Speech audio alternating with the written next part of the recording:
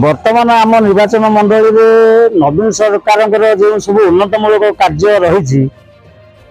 प्रति जनता बहुत भल पाइबा नवीन सरकार प्रति तेणुक से जनता गोटे स्वर उठी नवीन सरकार षष्ठ थर पर पुणी मुख्यमंत्री हूँ आम राज्यर बर्तमान भुवन अंचल ये 50,000 लोक बास कर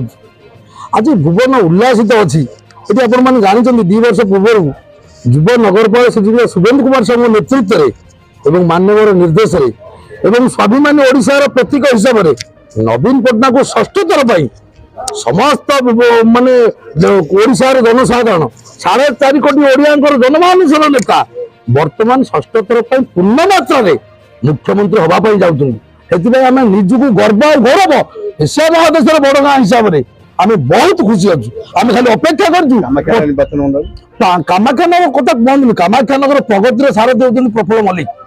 जड़े अमायिक जड़े सरल जड़े भद्र तेणु आम समस्त अपेक्षा करूँ माननीय मंत्री को से 25 तारिख में 2टी बटम जोड़ी शंख भोट देकी जययुक्त कर।